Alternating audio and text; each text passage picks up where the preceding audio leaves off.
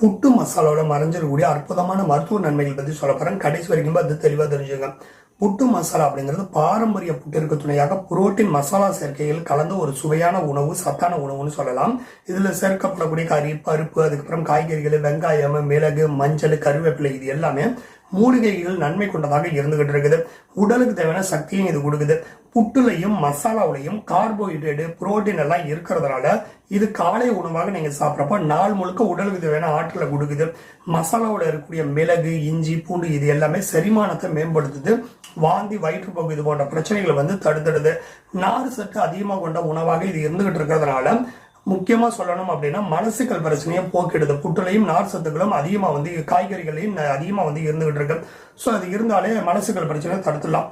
ரத்தத்தை சுத்திகரிக்கும். மஞ்சள் தூள், பூண்டு இது எல்லாமே உடல்ல இருக்கக்கூடிய அழுக்குகளையும் துர்நாற்றத்தை, அதாவது வியர்வை நாற்றத்தையும் போக்கக்கூடிய தன்மை கொண்டதாக இருக்கு.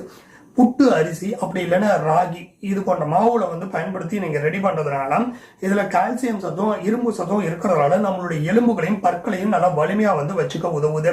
நோய் எதிர்ப்பு சக்தி அதிகரிக்குது.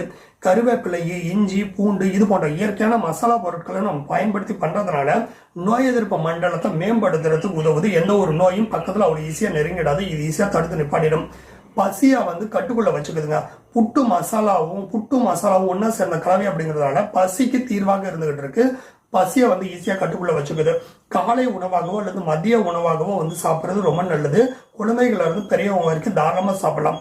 மசாலா அதிகமா இருக்கிறதுனால குழந்தைங்க, வயிற்று சம்பந்தப்பட்ட பிரச்சனை இருக்கிறாங்க, முதியவங்க, இவங்கெல்லாம் அளவோட சாப்பிடுங்க. அளவுக்கு அதிகமா சாப்பிடாதீங்க.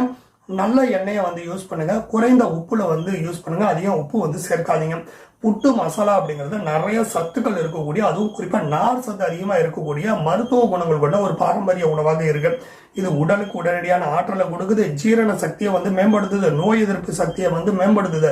மொத்தத்தில் ஒரு அற்புதமான உணவாக இருந்துகிட்டு இருக்கு. ஸோ இதை காலை உணவாகவோ அல்லது மதிய உணவாகவோ வாரத்துக்கு ஒரு தடவை 2 தடவை சமைச்சு சாப்பிடுறது ரொம்ப நல்லது. புட்டு மசாலா மிஸ் பண்ணாம சாப்பிடுங்க.